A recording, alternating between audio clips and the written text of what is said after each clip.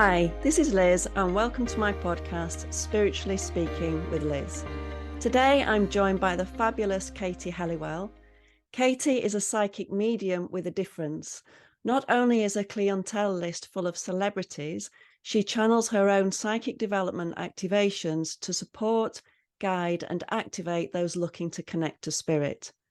Having struggled to find her spiritual support with her gift, she has dedicated her time to creating Psychic Skool, an online platform to provide lifetime training to those wishing to explore their gifts and spirituality. Katie's mission is to change the way spiritualism is perceived in the media and to activate as many gifted souls to connect, share, and step into becoming wealthy, multiple six-figure light workers. Katie welcomes her followers to embrace spirituality in their everyday life, to enable them to become spiritually rich. I just love that. Katie, thank you so much for joining me. I'm so excited to have you here. Oh, thank you for having me. I love it. It's a pleasure. So if we can dive straight in and to your story. So what got you to where you are now? Oh gosh, how long have you got? Okay, so it hasn't been an easy road, Liz, at all. It's not something that happened overnight. It's not something that I highly recommend anyone really follows either. But I had a spiritual awakening, and I think this happens to many people, and there can be moments in our lives that just make us suddenly just do something and just click. I had quite a few of those, and sadly I ignored most of the nudges. And every time I ignored the nudge from spirit and my guides, ended up with another big nudge. So I was psychic as a child. I was born with my gift, like many people. But the only difference is I don't believe anyone's more psychic than anyone else, but I was more activated as a child than most. So most children can see spirit, but then they tend to be able to block it out around the age of 10, 12. And then maybe their deactivation just never comes back. But mine was one of those that couldn't be deactivated. So from the age of 3, my parents saw me talking to a lady at the bottom of our stairs in our old house where they still live. Her name was Lillian, and she was a lovely old lady. I remember her because I thought she was our cleaner or lived there or something. So she was always there, and I always used to speak to her. And then I'd talk about loved ones that my mum and dad had that I'd never met, that had crossed over, and tell them facts and figures about them. And my parents were quite scared. I've grown up in an Irish Catholic family, so whilst they weren't massively, heavily invested in church, they were of the understanding that we don't really speak about these things, or it's spooky, or please don't say any more type of thing. So they kind of just passed me off and said, oh, yeah. Yeah, we see them too, and sort of, appeased me, made me feel comfortable. I had spirit friends, which were little children, they used to play with me. And they used to have Victorian clothes. Which was lovely. I loved their outfits because I'm into fashion. I love their outfits. And I was like, wow. And every time mum used to take me to Tammy Girl to try and find clothes for the season, I'd be like, oh, can I have these like really nice shorts with these socks pulled up and then these little Peter Pan collars? And she'd be like, what? And at the time it was disco. It was the 80s, so disco was in. So she's like, no, you can wear this disco skirt. And I was like, my friends don't wear that. So my mum was completely perplexed as to what was going on. But it wasn't to the age of about 7 or 8 that I realised that my parents couldn't actually see what I was seeing. Right. And that's when everything went a little bit dark, because I had a moment of, oh my gosh, I'm different. They can't see what I can see. And I was really quite frightened for a number of years, up until the age of around, I'd say 15. So I started sleeping with music on. So we used to have Walkmans back then, and I used to put my Walkman with all the wires, so there was no wireless, with the Walkmans on with like Kylie Minogue, Jason Donovan, all these different songs and hits. So I know the songs and words to most songs now because I used to listen to them in my subconscious. Yeah, they used to be embedded. So I know all the words. I don't need a karaoke machine. I can sing with them. So I did all of that, and it helped. It really was a case of what could I do to drown them out. I didn't see it as a gift. I didn't see it as a blessing. I saw it as a curse. In the end, I was so bad, I couldn't sleep. I got really quite unwell with it because obviously insomnia kicks in then you start getting hallucinations from insomnia and things like that. So everything was excavated to the next level. And I said to my mum, I need to do something. So we lived next door to a vicar. So she took me around to the vicar, who was our good friend, and I was friends with his daughter. And she said, can you do something with her? Because I just can't cope with her. I don't know what to do. And those were her exact words. And he said, he said, look, he said, because I was awful. No one had got any sleep. No one understood anything. It was back in the 80s. Nobody knew what to do about anything. It was all taboo. No one, spirituality now is cool. Yeah. Everyone talks about it. Everyone's got bracelets with feathers on, and everyone's embracing their inner God and their spirit animal. Well, back then you would have been put in an asylum. Yeah. So no one spoke about it. There was nothing. So my vicar, he was lovely, bless him. He said, I can't tell her there's nothing wrong with her because I've seen so many things, done so many house clearings and blessings. I can't explain. I believe her. And Mum said, well, I do believe her, but I don't know how to help her. And he suggested we find a psychic to speak to and help. But there wasn't any. There was literally nobody that was willing to help a child or a family. And I understand why now, because it is very hard when they're young to try and explain this world to them. But I just remember just being lost and scared. So I went into a bit of a childhood, teenage wild years and went out partying, and that helped because obviously you numb everything. Yeah. I was always out clubbing and drinking lots of alcohol and things like that and having the best time of my life. It was wonderful. And just ignored my spiritual side. Every time I was drunk, I would read palms in nightclubs and things, and I would go around tapping people and telling them that, like, hi, your nan says do this, this, and this, and don't marry that man. And people would be like, oh, who are you? And then I'd run off the opposite direction. So it got heightened with alcohol massively, the connection, because obviously you're more relaxed and more flow. So fast forward, and then I had my first daughter at 23, Jessica, and I had a near-death experience with her. So that was quite awful experience for her and for me, but I survived. But during that near-death experience, just before everything happened, I saw a whole bunch in the hospital room. There was like hundreds of people all lined up. And at the time, the hospital were doing tours, you know, when they go around to like maternity units, tours. And I thought, how rude. They've let all these people in on a tour, but nobody was pregnant. And I thought, well, where's all the bumps? So that's how clear the people were. So I was so confused as to what was happening. And I told my mum, and I said, there's all these people in the room. And she knows, she's very spiritual. She knew. And she went, do not look at them. Do not look at them. She started checking all the machines and checking my pulse and everything. And I said, what do you mean? She said, don't look at them. Don't talk to them. Just look the other way. Because she thought they'd come to collect me. She knew something was up. So she went and got the doctor and said, she didn't tell him what I'd actually said. She said, can you check her over? Said, she's fine. And then half an hour later, my placenta abrupted. So it came away first before the baby. So I started hemorrhaging really badly and everything went really bad. It was awful. So all of these doctors were in. It was Christmas Day. All these doctors were in. It was absolute chaos. There was blood everywhere. It was horrific. And I just saw clouds and I was ready to go.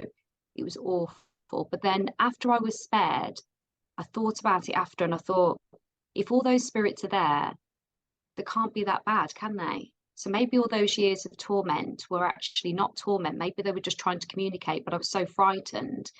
I misread the communication. Maybe the communication was just not quite clear and they were just trying anything to get through. And it was resistance hitting, please let us in. And that sort of collaboration there going wrong. So I started to look at maybe they were just being nice. But it took me, Liz, months to go and seek help. I went everywhere. I drove around spiritualist churches. I'd pull up, I'd phone up, and then I'd drive on. And then I'd go again to a different one. And then I'd pull up, phone, yes, we can let you in. And then I'd drive away.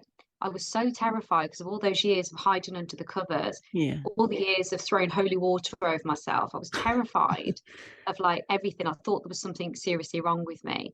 Now, my story is very dramatic, I know now looking back, but you have to put into concept the time and the elements we were in at that time. It matched my environment at that time. So I was very different and I didn't feel like I belonged in spirit world with spiritual connection or in the normal everyday people.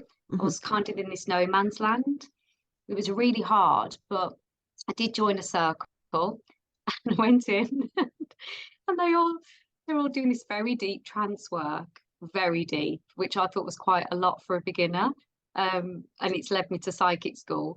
But it was very much like, right, we're going to now go deep into trance meditation and we're going to connect to our inner gods and all of this. And I was like, as somebody who was terrified, I could barely even close my eyes in there.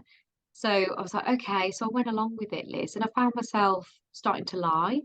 So it's like, yes, I met my God. And I was thinking, I haven't met anyone because I was sat No. there like this with my eye open because I thought, what if they put me under some spell? What if a spirit enters my body? They didn't give me any reassurance because no one else had those kind of beliefs that I've met that spirit were possibly dangerous or dark. Mm-hmm. No one, and I was like, am I the only one who thinks this? Am I the only one? But obviously I'm not. But at the time in that circle, everyone was totally surrendering the most beautiful energy of, I was so in awe of them being able to do that. But that wasn't what I could do. So it took a long time, Liz. It really did to get anything. That must have been really hard because you've gone to somewhere where these people are surrendering to it, but they've not had the fear that you've had. And so therefore they weren't being receptive to you, were they? And they weren't opening up, and they weren't listening to you, and they weren't looking at you, your energy, how you were responding in that group. That's really sad, actually, that you'd gone for the help and then it wasn't, you still had the fear. I don't think it was necessarily, I agree, yeah, it was awful, but I don't think it was their fault. I think it was my fault, really. Yeah, it was like, if I'd have actually said and articulated and said, which I wish I had, I'm terrified, can you help me? They probably would have gone, well, what is it you're scared of? What is it? But I just stood there like this, kind of wanting to disappear into the circle and be insignificant and small, and kind of wanted to just watch and see what happens. But you can't do that in a development circle. You can't hide away. No, you can't, but you would pick up if somebody was in one, if you were there with 100%. somebody, even in your online groups, you would pick up that fear. So I don't Yeah, I think that do. was your fault. I think, and I think this is the importance of Psychic Skool, which we'll get to shortly, of how through the horrendous experience that you've had, how you've turned it around, and now how you can help so many people. And one of the things I love about you is that you make it all normal. Oh, thank you. But it's not, there isn't that fear behind it, there isn't that ego about it. It's just very matter of fact, this is how it is, this is what's going on, and this is what we do. There's no bells and whistles or unnecessary things. Anyway, Well, sorry, that's what I couldn't understand. No, you're fine. I couldn't understand why it's not normalized because I was searching for, because that was the other thing as well. There was this stereotypical look and way and the way they speak, spiritual souls that I found back then. And I was like, I didn't understand the terminology and the way they spoke and the words. And I just thought, I don't. And everywhere I went, I kept thinking, I don't get this. And it reminded me of when I worked in the bank. And when you work if you ever worked in the corporate world, everything's abbreviated. I don't know why. Everything's like the EBW over there and the go to the SOU team. Like, who are the SOU team? What's the EB? It's like this secret code you don't know. And it takes you a while to work out what everyone's going on about. And then when I went to Circle, I thought, oh no, because I was working in the bank in the day, children, deciphering that code, deciphering the code of toddlers, and then deciphering the code of then spirit. I thought, oh my God, why can't they just use normal words? Like, why are we using these weird words? So I refuse to talk about anything to do with clairs as well. So, I know what clairaudience is and clairsentience and all of that, but I refuse to talk about them in that sense. I just use hear, smell, send, knowing, talk, see, because I don't think it's necessary for people to feel that it's something they have to learn or outside of themselves. It's something that you have to activate. It's normalized. It's you. It's in you now. Yeah, it is. Whatever you call it, it's there. Yeah. So so you'd gone to the circle. They'd not been able to help you there. There was still the fear. So what happened then? Yeah. So I was still quite fear. I carried on with the circle, and I ended up outshining the circle without being egotistical here. I don't mean it that way, but we go off in pairs, which was my best time. I loved this. We went off in pairs, and then we get to read the person. And that was it. We weren't taught any boundaries, barriers, what we were allowed to say, what we weren't allowed to say, or even ask what ours were. Wow. No opening up, no closing down. There was none of that. So I didn't know any of this. We just put in front of the person. They said, right, choose a colour that you can see that related to this person. Now I realised they were doing auras, but at the time I didn't know. I was like, what do you mean a colour? Colour related. And I was looking at this person thinking, well, his granddad's next to him, wants to show him all this stuff. So I just ignore the colour and I just told exactly what the granddad had said. And she came over, the lady who ran the circle, because everyone I had was in tears. And she's like, what are you doing to these people? And I was like, nothing. And I was like, stop crying. So, and then go, oh, she's amazing, she's amazing. And she was like, what exactly did she say? You're only supposed to say the colours. And I said, I didn't see a colour, but I saw the person's granddad and this, this, and this. So then she picked me out the circle and she's like, come over here, over this room. We go over into these separate rooms in the areas, and she go, what can you feel in this exact spot here? And I'd be like, wow, I can feel somebody. And I can't remember what it was. And it was something to do with a lady and a man and a twin. And I just remember reeling all this stuff off. And she said, right, let me put you over here. And what can you feel there? And I was like, la, la, la, la. And she said, I said, is that okay? I said, is everything all right? And she said, go and sit back down. That's fine. You're a bit advanced and you need to calm down your gift because it's very heightened, which it was. She was completely right. She said, I've asked you for a colour, but I didn't ask you to read. I said, I can't help it. They're there waiting. There's this team there. And she scanned me and she said, oh my gosh, there's thousands of them all around you. And then she said the weirdest thing, which now makes sense. She went, one day I'll be able to say I trained you. And I said, what? She said, you're magnificent. And one day I'm going to say that I've trained you. Well, for me, I couldn't deal with that. So I left and never went back. That was it. Because I just thought, what do you mean? What can she see? I thought, what can she see? I don't want to do that because I'd gone to turn it off. So I'd gone not to, I know I said I wanted to understand about spirit, but secretly I wanted to turn it off and lose it. Everyone else was there to enhance. I was like, is there a course on how to lose your spiritual gift? I will pay. I'm here. Sign me up. But no, there wasn't. There wasn't a course on that. So I was like, I couldn't go back. So I went to another circle. I found another lady and she spotted the same thing. And then I had to leave that one because I just thought, I just can't do this. And she said, you've got strong healing ability. You need to develop your healing as well. And I was like, don't really want to. No, I just want to read. That's all I want to do. And yeah, it was amazing. So I started going from circle to circle. I was jumping and jumping because I was trying to be insignificant and trying to learn being significant, and I couldn't be insignificant. It just wouldn't allow it. So then I kept seeing myself on a stage every time I went to these events. They have like live masses, they call them, if anyone's ever been. And I'd always get picked and I'd always get, you'll be up there one day. And I'm like, oh, I don't really want to. And then I'd be like, well, I can see myself on the stage. And then I get scared and I won't go back. So I was quite in and out of this stop-start energy. So then I found Living TV. Do you remember Living TV? I do. Yeah, Living TV. And I started because I was pregnant again at this point. And then I'd found Sally Morgan. I'd found Colin Fry, John Edwards. Who's the other, like Lisa Williams, all of these Derek people. Okora, they were, yeah. Derek Okora. Yeah. I was in awe of them. I was like, oh, look at these people owning the stage, owning their gifts and telling the world what they could do. And I was absolutely transfixed by them. I couldn't stop watching them. I'd record them all and then I would literally sit and watch and I'd be like this, waiting. And so I'd watch that and then I'd read spiritual books. I went out and brought a book from Waterstones. Other bookshops are available. And it was called Psychic for Dummies. You know, the dummy books. You can actually get a Psychic for Dummies one. So I read that and then I hid it under the settee so no one would find it. And I kept reading it and then buying these crystals to match and stuff. And then like, okay, so I was doing it secretly. And then I started to get people say, what are you doing? Because I could feel people a lot. So friends would go, oh, do you see this for my relationship? I'd always get asked for advice and I'd tell them exactly what they needed to do. And they always come back and ask for more.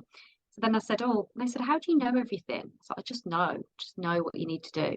So I started doing little readings on them, only close friends. I wouldn't tell anyone what I could do. And then they were like, oh yeah, and they called me Septic Peg and we all had a bit of a joke about it. And then I started to think, well, maybe I could do this secretly and I'd feel comfortable with that. So I started putting adverts in paper and for people to book in. But it was almost secret. There was nothing apart from a number. I can't believe people rang it, but they did and booked in. So I'd go to all these houses miles away from mine. So it'd be in papers the other side of Birmingham where I live. And I'd travel for a good hour from one side of Birmingham to the other so that I wouldn't bump into them in Tesco or anything and they wouldn't ever know my children or ridiculous, the extremities I went to. So I'd go over and I'd read, but I'd spend hours there, Liz. There was no boundary. Sit for hours reading for all these people. They'd have parties. I'd go along. I was young. I'd often be pregnant. I was just so open to everything, such an empath. And I'd sit there and read for hours. I'd come back about 11:30. And then eventually I got worn out doing that with Yeah, no boundaries, not yeah. closing down, not opening up. So I stopped doing it. I was a PA in the day and a secret psychic at night. I love that. It always makes me laugh. I was Clark Kent. So I was like literally Clark Kent. But I was scared to fully surrender to it. I liked it, but I couldn't see how I could ever make a career out of it. So I just didn't. I just didn't pursue it. I didn't go on with it because I just thought it's not possible. And I kept saying to my husband, I'd love to do it. And he said, I know you would, darling, but you can't. It makes you ill, which it did. It's like, it makes you ill, and we can't live off that. We have to pay a mortgage. We've got young children. And I was like, yeah. And then I kept thinking, if I'm so tired, toddlers take up so much energy, I can't do this. So I kept turning my back. Spirit always came last, but it always kept coming back. So every time I tried to better myself in my career as a PA and I had really good roles as a PA, worked for really lovely people and, high level souls that were change makers in their own right, and had a great time with them. But it was very much like I knew something was missing. I knew I wasn't being who I was supposed to be. And it irritated me every single day. And that feeling, if anyone's ever had it, is awful. That knowing that you're turning your back on something you're supposed to really be doing, but then you don't know how you're supposed to do it or when. I can't describe it. It was awful, but I went through that for years. And I kept searching. I kept trying to do something. I kept trying to better myself. And every time I get stopped, every single time they stepped in. And these were the clouds. I kept pushing and going to try and do a university course or trying to do this extra course at work. And there'd be a promotion, but then the funding would be cut or all these things would be stopped always. And I sat there one day and I just sat in the car and I went, just give me a sign. What is it I'm missing? I'm obviously missing something. I give up. I'm annoyed. Done everything I know to do. I've took action. I've showed up. I'm a good person. What am I supposed to do? And I just said, I give up. My phone rang and I answered it. I was like, hello. I'm really depressed. Hello. And this woman said, hello, you've been recommended to me for a reading. And I was like, you've got to be kidding me. I can't fit any more in. I said, I'm ever so sorry, darling. I don't do them anymore. I don't have capacity. This lady's really good, and referred her to someone else and hung up and went, just give me a sign. What am I supposed to do? I bet Spirit were like, oh, goodness sake, woman, that was your sign. Pay attention. I was like, oh my God. So then I carried on doing that. I got very unwell with endometriosis. So I kept badgering the PA role and I got really unwell. So they stopped me ending up going to work. So I was good at my job. And I was like, okay, so I couldn't go to work. I spent time just lying in bed, crippled in pain. I was in and out of hospital. Ended up with numerous problems with celiac disease. I developed allergies. I got celiac disease. I didn't know. It's really hard to diagnose. So I got endometriosis and celiac. So my lower part of my abdomen was absolutely red raw, swollen, horrendous experience. I had all these tests done, every test you can imagine, because there was two things in two separate doctor fields of areas. No one knew what was going on. So everyone didn't know what to do. So they put me in no man's land again. And I was passed from pillar to post constantly. I was very disgruntled, very, just exhausted by it all. It was awful. Anyway, I had a hysterectomy done and I learned I was celiac and then I started to heal. So then I felt like I got this new lease of life, Liz. I was like this new person. So I was like, okay. And I woke up from my hysterectomy and the next day I sat there in the bed like a new woman, like empowered. And my husband, Mr. H, said, how are you feeling? I went, I'm going to change the world. Like, what drugs have they given you? I said, I'm going to change the world. And he said, what? I said, I've been given another chance, another chance. This is my awakening again. And I didn't really know what an awakening was really then. And he said, okay. And this was 2015, so it wasn't all that long ago, really. And he said, okay, darling. He said, well, why don't you just focus on being able to stand up and get in the shower and then we'll work on your awakening. To be like, oh God, really on one now. But I was like, no, I am going to change my world. So I went online and I looked at how to empower your life. And I was like, what do I need? I was like, I need to work from home because I still had to fear the illness would come back and I wouldn't be able to work. I need to work from home. I need to spend more time with my children now and well because I was always ill and missed out so much with them. Like, right, what do I do? I need something flexible, something that's going to help people different. So I joined network marketing. I don't know if anyone's ever joined it. And it was wonderful. I loved it. There was this community of people, all really positive. I found self-development. Didn't really understand it, but I found it. Didn't think I needed it. I did. And then I was like, okay, this is great. And then all these amazing products that I loved, and they were all fantastic. And I was like, oh, and I learned how to build a business online. I learned about social media, marketing, all different things, and didn't realize I was learning all of that. But I still felt unfulfilled. I still couldn't get the success that everybody else around me was getting. I still couldn't get it. I tried everything, Liz, couldn't get there. Felt like a failure. And I was like, again, I'm in no man's land. I belong with the successful ones, and I don't belong with the ones that aren't making the effort. But where am I? I'm in this no man's land again. Why am I always here? So I was like, oh. So again, I just said, right, I give up. I just give up. And I found this lady who's a master in manifesting, and I've literally spoke to her on the phone, become friends with her. And I said, look, I don't know what to do. I just don't know what to do. And she said, do everything you know to do now. I was like, what? And she said, well, do everything you know to do now. So I was like, okay. So my skills are social media. I said, I really want to be a psychic, but I can't. She couldn't believe I was one. I hadn't told her. And all of these things. So she said, just throw them all out there, and whichever one takes off is the one you're meant to do. I was like, okay, let's go with this. So I did. And I read for one of the network marketers. I told her, she was a leader, and I said, oh, she said, oh, I'm going for a reading tonight. And she was helping me with my team. And I said, oh, what type of reading? What do you mean? She said, oh, psychic reading. I said, oh, I do that. And she said, what do you mean? She said, I've known you 3 years and you didn't tell me that. I said, no. I said, I do that. I said, I'll do you one if you want. She was like, oh, yeah, okay. And obviously she'd known me 3 years, didn't know any of this, and just thought I was kind of probably making it up. So I read for her, and she was like, this, Liz. And she said, what? And it was on Zoom. I said, oh, I can't do it on Zoom. I have to do it in person. She was down south. I was in the Midlands. And she said, just try it on Zoom. And I said, well, it won't be the same. I said, I need to be there with you. Again, thought that was the only way I could do it. So I did it, and it worked. It was fine, perfect, and amazing. And then I just came off the call, didn't think anything of it.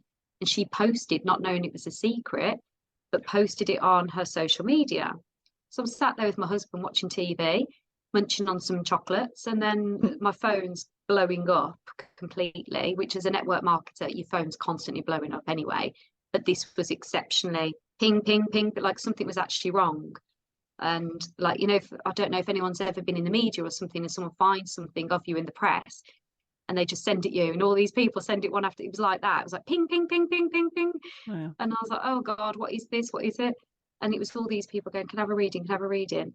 But I'd hid it thinking I would be judged, not socially accepted, that would be placed in that no man's land again, that people wouldn't take me seriously, that I wasn't good enough, I wasn't deep enough, all of these things. I just thought, yeah, okay. Even though I had a waiting list before as the psychic secret one, I didn't believe I was good enough, Liz. It was quite, sad really. But overnight, I had a business success that I wasn't prepared for. I had no sales pages, I had no social media, nothing. And it was just like, oh my God. So overnight, literally overnight, I was booked for a month. Wow. I had all of these readings. I was literally bamboozled. I was trying to squeeze them all into days. And I was just like, oh my God, but I need between 3 and 7 for my babies. So I can't work between 3 and 7. And then after 7, I can sit down to like 11 and read. But it was full on, constant. And I was chasing my tail. But I don't know what had opened, but all of a sudden, I'd got book opportunities to write a book. I'd got people asking me, celebrities reaching out to me in DMs. I was like, I couldn't cope. Every morning I was too scared to check my phone almost, because I was like, what the hell is going to happen today? I had no control over it all. It was just like what had happened. But the reason it happened like that was because I said, look, I surrender. I'll do all of these things. Yeah. Tell me what is the right thing to do. I didn't really believe that anyone would respond back. I built a relationship with my guides to communicate back to people when I'm reading, but not for myself. I didn't really think that was a thing. I thought that was quite selfish to do, because I thought it was misusing your gift. So I just said it as kind of like a reassurance to myself sort of thing. Didn't really think it would work. But because I'd asked, they just gave me everything. And I had like no limits, because there was no boundary at all from me. So I just didn't know what on earth was going on. People were seeing me a month after, and I hadn't seen me for a month. So, you know, friends that you can sometimes go away a long Hmm. time without seeing. And I'd be like, they go, what's new with you? And I'm like, well, Where do I I'd be like, start? how are you doing this? Like, what is going on? I said, I don't know. I'm actually a little bit scared. I don't know what's going on. It was really weird, really weird. Isn't that fabulous though? From, I mean, not what you went through, but all Yeah. of that, you had to go through all of that experience to get to that point. And like the marketing groups, how they sort of brought along the self-development and all that, and it Yeah. just brought you all. I just, this is what I love about people's stories, that it always is that we are the sum of our experiences, aren't we? All what Yeah. we've been through, we become, and this is our gift to share with Yeah. others. So I think that's just fabulous that it's, you finally got to it, not what you've been through to get to that, and then Yeah. how you've grown it from there. So how did you then manage it from that, from the Well, all the yeah, messages and that was it. Then I had to get some structure in mhm, because it was just chaotic. And I was getting all these opportunities. I went and did an event at Mind, Body and Spirit with my friend Sarah. That was amazing. But I was only 6 weeks in. I got no website, nothing. I couldn't even read at this event because another company had got the contract to psychically read. So nobody else was allowed to. okay, So I went along and just sort of sat there in this booth and just spoke to people. And some of those people are still my clients now. And I made so many amazing connections and souls. And it was like I didn't even need to demonstrate the work. I didn't realize the power that spirit has in you when you're in your purpose. When you just stand in your purpose and you don't even say anything, how your energy can speak. It's yeah, like people are meant to come to you. I had mhm, people coming from other stalls that were just like, I don't know why, but I need to come and see you. I was like, okay, come and take a seat. Let's have a chat. So it was mind blowing. But from there, I realised I needed help. So I hired a PA straight away, part time. mhm, She was amazing. I didn't have the funds really to cover it, but they were quite, if you can get someone that's a virtual one, they're quite low cost, really. And I just needed someone to help me book people in because I was spending hours going back and forth. yeah, So I sat down and realised, where am I actually? I need to be reading, I need to be connecting, I need to be doing that. And then I need someone to help me with the admin side of things mhm, because I wasn't very technical. I'm still not very technical nowadays. I'm useless. So I wanted someone to help me with that. So she was fantastic. She helped me, got me a booking system in place. Then she told me I need a website. I was like, oh, okay. So I got somebody to build me a website. No, I built my own website, sorry. But then she added all the technical links in, you know, to mhm, book things or click a button and that. So she did that for me. I built the website. I was so proud. It took me hours, days. So I had a photo. My brother's a photographer, so I went to a local spot, a beauty spot, and got some photos done, which was quite fun. Took hours, and he did all those, and that was so grateful to him. I didn't pay him; it's awful, but in the beginning I had no money. So he's like, "No, I'm so happy. You're happy." I think my family was so ecstatic that all that yeah, pain had come to some good. to see you They were well, just, yeah, yeah, they were just really happy. And then yesterday, 5 years ago, was the date I opened my first live event. So oh wow, yeah, I did a live event so that was the January, that was the October. So within 2 months, I'd hired a hall, just a local social club, and it filled out, it sold out 60 people. I didn't want any more than 60. I was so nervous. And I did an event with 60 people, which looking back now, I don't know what on earth, how I got the confidence to do that. But I hired all my family. I got my mom to do the checking in on the desk. My brother was doing photography. My dad was checking all the sound and handing microphones out to people. So it was a family affair. yeah, lovely, And it was lovely. It was really nice. It was a good event. So from there, I started to realise that I was only got so much time. I opened up a Facebook group because they were quite popular then. mhm, I didn't know what on earth I was going to talk about in this Facebook group. I was terrified. And I started to think, well, maybe I could just put a little bit of context in there, maybe some live readings, maybe we could just talk about spirit journey. And I used it really to self-heal myself because I was so traumatized from all the years that I've gone through yeah, that I told the trauma through it. And people seemed to relate to it. So, and there was a yeah, lot of people that could connect to it, but it wasn't with the intention to sell. It was just the intention to talk, just a mhm, space to be open. So I did all of that, and the group's now up to 7,000, and it's amazing, global, which is great. So that's still going. And yeah, so I just started then looking at courses because I thought people need help. At the end of these readings, there was people that needed guidance on things like long-term guidance, and they needed to put certain steps in place, and they needed to activate certain skills and certain connections they've got and certain Mm-hmm. abilities. And Mm-hmm. I could see all the pain I was in sometimes back then in their eyes and in their faces and their energy. And I just wanted to eradicate it all. But there's only one of me. So I was trying to create courses and things I could do to give back to help people in a longer period of time, not just on a reading, Mm-hmm. because I could see that people would become addicted to them. Yeah. So I had to put limitations in, like you can't come again for another 5 months. Mm-hmm. So from a business angle, if you've only got people coming every 5 months, it's not really a cash flow injection to run a business and to grow. So I had to try and think of how I can help them to stop them being needy or like wanting constant guidance. They needed to be able to activate themselves, Mm-hmm. have guidance, act on it, build their own trust up with their guides, and be set free. Yeah. So I started doing courses, and Psychic Skool was born, the circle. I didn't think I was qualified enough to do it. So the first one, I was speaking so fast and all over the place. But then I got better and then I broke it down. And every year it gets better and better. Mm-hmm. And it's just phenomenal. And I'm making so many new friends. I've got so many souls that are just shining and activating their gifts. I've got people now that work with me. And we've got something exciting coming that I can't share with you yet, but keep an eye on the Facebook group. It's I will. coming. Yeah, so there's something big happening for them.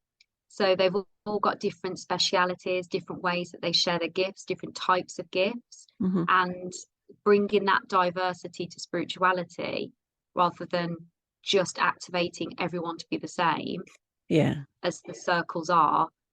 It's just It's a phenomenal. shame. I mean, I think there was a place for them, but a long time ago. Things have changed.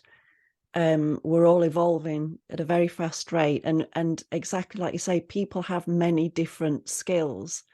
And then I don't, like the churches don't allow you to explore that, do they? They just want to keep you in that mainstream of, Yeah. this is where we're going, and no, don't look to that side, don't look to that side. It's just in this central point where we're going. And I think it's fabulous that people can now open up and come to some. I mean, I have to say, you have a lot of free resources on your website. You've got a YouTube channel, and you've got some very affordable courses on your website as well for people as a dip the toe in, as a start off. Of course, there's a Facebook group, and then as people become more confident, they could go into the Psychic Skool or the six-figure business development, the development with that. But it's so important that now, and I think in modern life now, we're seeing this, that we are all different, and there might be another psychic medium who opens up and does, well, what you're doing, you know what I mean, that they say that they're doing that, but it will still be with their energy. So they will attract their tribe, won't they? Your vibe attracts your tribe. So there's all spaces for everybody to attract somebody and to learn from somebody. And I think it's so nice to have that in a down-to-earth way, because I think that's what's missing. There's a lot of, I have a bee in my bonnet about elitism. And I think there's a lot of elitism in everything, but in our world, there's a lot of elitism. And even, like you say, even down to the terminology of things, but things can become really expensive. People can be charging monthly memberships of over £1,000 a month. And what makes them any better? It is that experience. And if people want to charge that and they get the people, good for them. But what I'm saying is that there is always a place for free resources. There's always a place for a dip your toe in courses, and then to lead on to things like Psychic Skool. I think there needs to be more of that, and I applaud you for that, for doing that and bringing it to the people of things you want. Yeah, well, it is, isn't it? There's not many. If you look, there aren't many about. The main, I shouldn't say the main, but like the big psychic mediums, like yourself, they don't put themselves particularly, some do, but not so many in the teaching. They focus on giving the readings, which there's a great deal of power in a reading, isn't there? If somebody's in need of a reading, if somebody's lost somebody, there's a great healing can happen. It just upsets me when people up the prices and up the prices and up the prices, and you think you can't put a price on that. I don't think, to that level. Of course, there's your time and your expertise, but I think that there's quite a fine line with that. See, I totally see where you're coming from with that. And I think there's a difference with it in many ways. So I can see what you're saying, but I think what happens is when you become well known as a medium, you become in demand. Yeah. So because you become in demand, you kind of try and have to sort of manage that in some way. So what a lot of people tend to do is up their prices to the ultimate level, so it stops people from booking in. Not that they don't want to see anyone that's, traumatized and lost someone dear and is desperate need of a reading. They don't have the capacity to do it. But what they do that I disagree with and I really oppose, and this is where I get on my soapbox, and it's fine for them to do it. Like I say, I disagree because it doesn't align with me, but it obviously works for them. So I will always give peace to people. But texting a number, this is what annoys me about like spirituality, because if you text a number and someone is desperate for that reading, then for £1 or whatever it is that they charge, I think it's more actually, it's not accurate. It's not an accurate reading. It's a generalization. It's almost, I find it a bit tacky. So I have found a way how I can reach more people and help more people and read for more people, and that's coming out soon, without the tackiness, because without that loss of connection. I used to do live readings all the time on Facebook as well. And to be honest, I found they were you get information through that you can't really say on a public live stream. Yeah. So then it's like, well, you're giving someone half a reading and they know you're holding back. They can see it and they can hear it. But then it's privacy for someone. You don't want to share that on a public live stream. So stop doing them. And people, they're very popular. People love them. But I also think you don't know people's mental state and you don't know their grieving state. So I think there has to be a duty of care as the medium for how you deliver. But I can appreciate the medium's trying to share their work and is trying to shine their light, and he's also got to live and he's trying to make a business. So there is things there. But I think in answer to your question about your comment, sorry, what you were saying about people charging elite prices, I know I've seen them as well. And I think I don't think that's wrong. I don't think it's wrong to charge £10. I don't think it's wrong to charge £1,000 per hour, per reading, whatever it is you do, because the money side of things is energetics. So it's not that it's out of the league, it's that they are energetically, it's not even that they're ascended. The person that charges £10 could be as accurate as the person that charges £1,000, but it's the vibration of that person that they're trying to achieve. So for example, if a person's offering £1,000 reading, it could be something very niche and specific that they're actually offering it on. It could be an emotional block or a trauma. And then the price of healing that trauma, someone who would pay that level is a match for that level. So energetically, just to explain this a little bit more, because I had the realization the other day actually.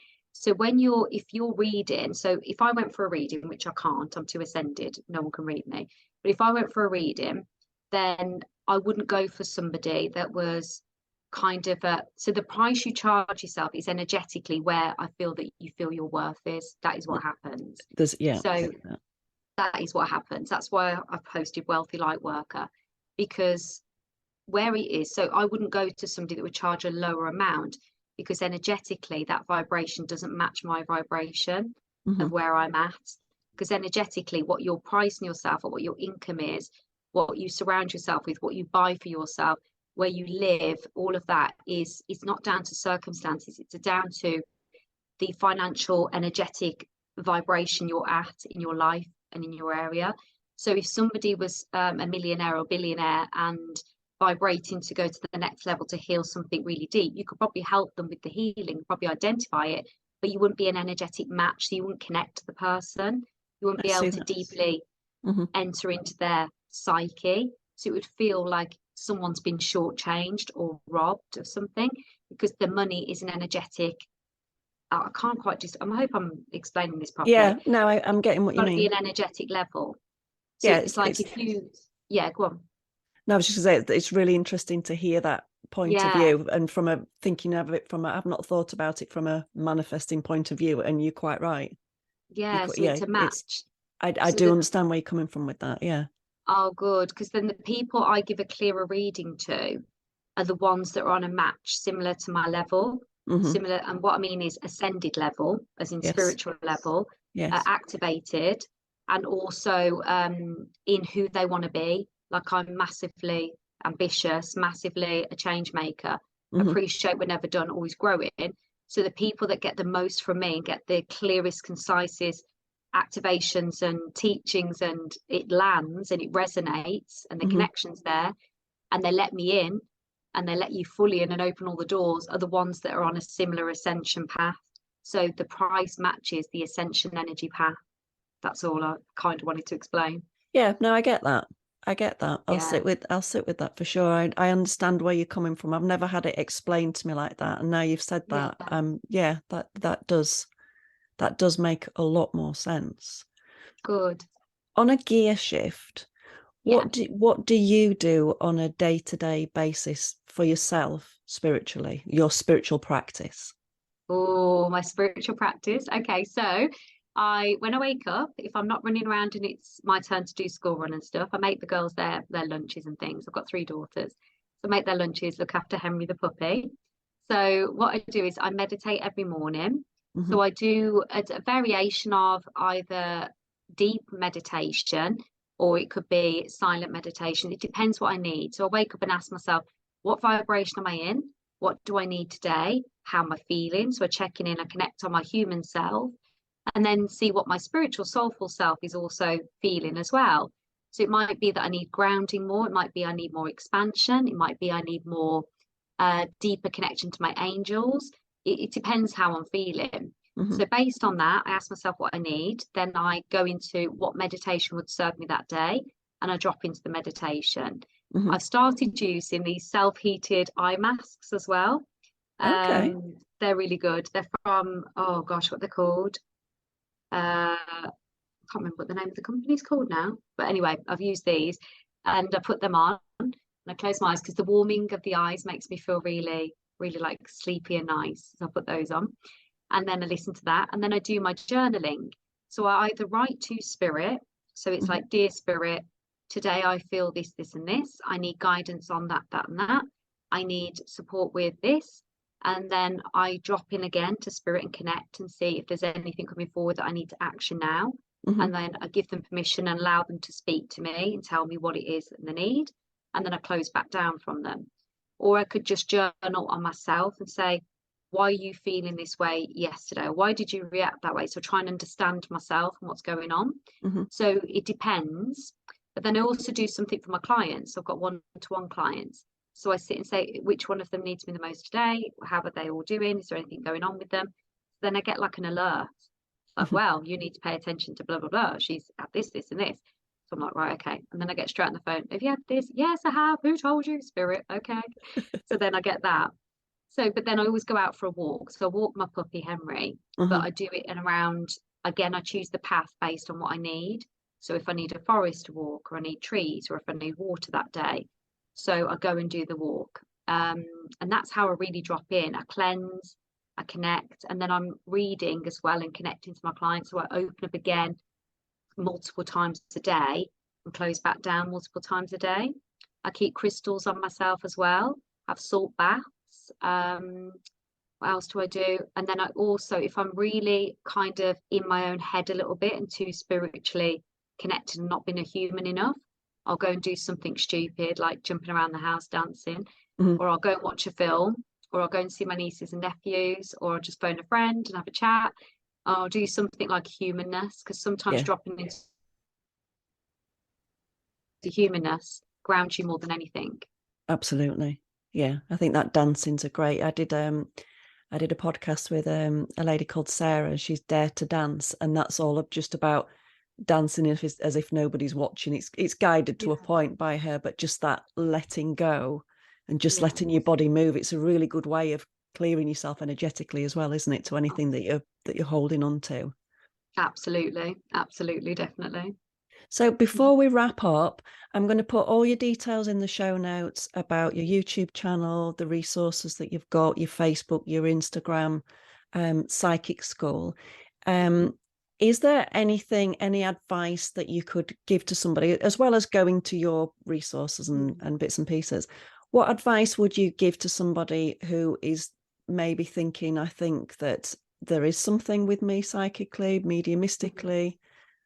What would you recommend for people? What could you suggest for them, just on a day-to-day basis, or something they could do to help themselves? Okay, so the first thing I'd say is, if you've got, everyone's gifted, so don't sit and question. A lot of people spend many, many years, like myself, questioning if they're even gifted. You are gifted in some capacity, everybody is. What level of activation you're at is different for everyone. So rather than analysing what level you're at, I would go with, where are you feeling the discomfort of an underdeveloped gift? So are you not sleeping? Are you having visitations? Are you feeling overwhelmed in crowds and people? So are you empathetic? Are you feeling that soul itch of, I need to do something, but I don't know what it is? So focus where in your psyche is at the moment that you're feeling out of sync and you're feeling not quite yourself. And then what I would say to you is, find and understand yourself. You need to start understanding yourself and connecting to you to start with. So it's not a case of meditating, because a lot of people can't meditate. And a lot of people can't, it's not really suitable for them. Mm-hmm. There's a pattern, there's a way, there's a connection. But what I would say to you is, go and look at, I'm trying to think the best thing. I've got a course that's $22 and it's on my TikTok, which is my new big platform. So if you go onto TikTok, Katie Helliwell, Psychic Medium, it's $22 and it takes you through all of the steps of where you need to start, and identify on there and understand your gift and just understand what it is. And then join a preschool, which is my psychic preschool, which is a free group that I offer, and that's coming out in March. But if not, go and get some books or something. If you don't want to do any of that and that's too soon for you, go and read some books on understanding connection to you. So understanding what it is about you, how you tick, who you are, and look into law of attraction as well. Abraham Hicks is a really good one. I love Abraham Hicks and Esther Hicks. That's a really, and loads of people haven't heard of them. So Abraham Hicks, Esther Hicks again, and just understand yourself and take a little bit of time to understand what it is that you like. What are you attracted to? Is it water? Is it woodland? Is it fields? Because the more you go into these energies, the more relaxed you're going to be. And if you relaxed your energy, you can understand what's going on within you more. And you drop into that being, just be, because we're all so busy, we're always on the go. And I think some people are too scared to just drop into just being. Yeah. And it's so important, because that's where the answers are. You don't seek the answers outside of yourself. The answers are within you, and your guides are within you and around you. But you need to be able to drop the energy of pressure and stress and doing and thinking. So ground yourself, connect to you, and you'll be guided to the next thing. Perfect. I love it. Well, I think that's a perfect way to end. Thank you. Thanks for having me. Oh, no, I'm so grateful for you joining me. Like I say, I'll put all your details in the show notes below. This will go out on the podcast and on YouTube. So if you like, subscribe and click the notification button, then you'll see any further ones coming up. Thank you again so much for joining me, and I'll speak to you all again soon. Thank you. Thanks, guys. Bye. Bye.